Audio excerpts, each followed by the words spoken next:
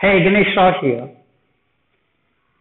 I want to make a video about the recent ban of 500 and 1000 rupee currency notes by the government of India on 8th of November 2016. Today is 19th of November and it's 11 days. I'm observing what's happened because I'm an honest citizen of India. I pay my taxes. I do most of my transactions in the bank. Okay, and everything is okay with me as far as my business is concerned. There's nothing to hide. But this note ban has changed the whole paradigm on its head. This note ban has the potential to make India great again. What's happening? Let me give you an example of the conflicts which are happening which is not warranted. Like the other day, the Supreme Court made an observation saying that, let me come to that, yeah.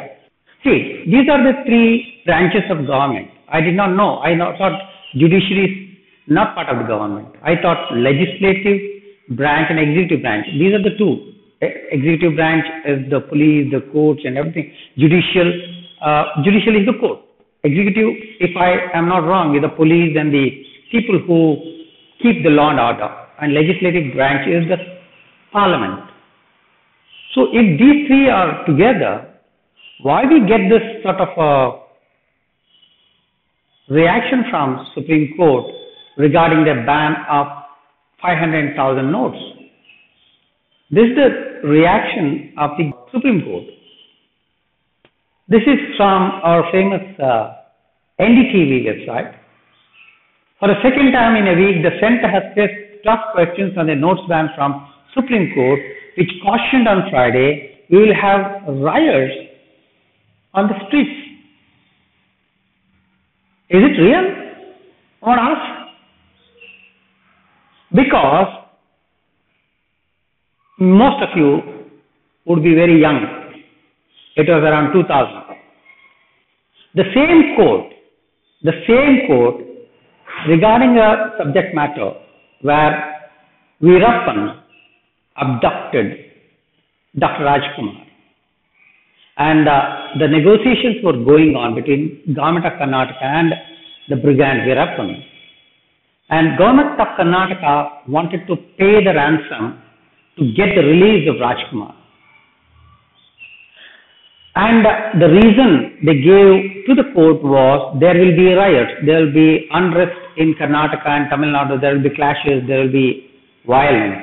These were the reasons given by the Karnataka government, giving that as an explanation to pay the ransom. But the court objected to paying the ransom. And the court made an observation that time. Okay, this is the screenshot of the court observation. The bench asked the Karnataka government, remember, what have you done for 8 years to apprehend that man? We make it clear it is the responsibility of the state government to maintain law and order. If you cannot do it, then quit and make way for somebody else who can. They could have been a bit more polite in their language. Forget it. They could have just ordered them to maintain law and order. Not this sentence. I don't like this sentence. If you cannot do it, then quit and make way for somebody else who can. That's besides the point. My question once again is, how can the same court which asks its own, another part of its own setup, the government, how can a court tell the government or publicly announce we will have riots on the streets? See, I'm a man of limited intelligence. I don't know whether I'm right or wrong. This is my viewpoint which I'm putting in front of you. They could have told the other arm of the government, the executives, to maintain law and order if there is unrest. They could have told the Reserve Bank of India to fasten up the process. They could have told anything. But this is beyond my comprehension. Okay? So, where are we? Do we have a ego clash between the government and the judiciary? If not, why would this sentence will be there? They could have given some constructive advice to the government. They were told to make it fair. They could have given some advice. But to side with the likes of Arvind Kejriwal, Mamata Banerjee, and pronounce it in front of the public. It's in the news. The channels like NDTV will gobble it up and spew it out everywhere with something added. Do we need this? That's my question. Why would the court say this to the government? Why would they predict something which hasn't happened? Because this 11th day, there are no riots so far. If the riots were to happen, it would have happened before, not now. Another 1 week, it will ease up. That's common sense. So, I'm a bit confused. If any of you who are smarter than me can explain this to me, I would be very happy. And I want an answer from everybody. Who is fighting whom here? Or are these three arms of the government working together or working against each other? There's a common man's question. I don't know whether I am doing the right thing or not.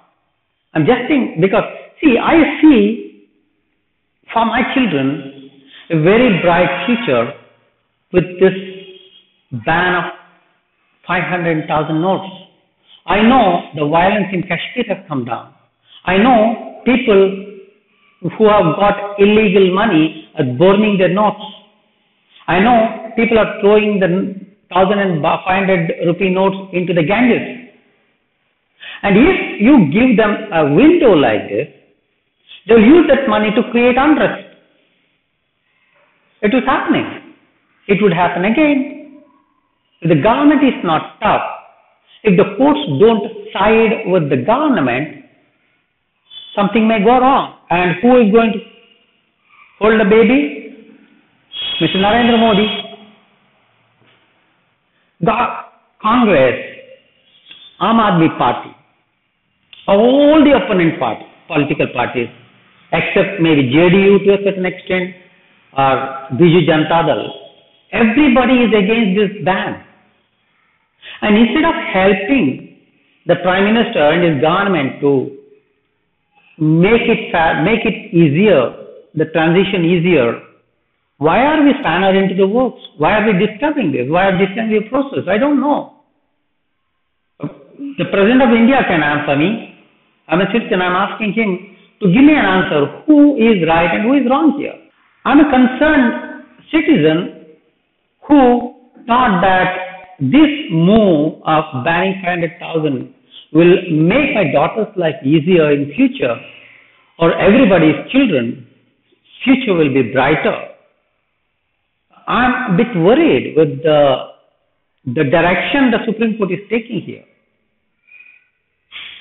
Can anybody answer? Can you spread this video across to anybody and everybody, and let's get some comments on this. Let's get some argument on this. Let's get some discussion on this, because this is serious. Our whole India's future rests on this one move by Narendra Modi, which is the biggest move any political leader can take. And he has taken that risk. We should, instead of applauding, we are trying to pull him down. What are you doing? Sorry, I'm angry today. If somebody by the roadside says something like this, okay, I can accept that. But the court saying this, unforgivable. Thank you. God bless you.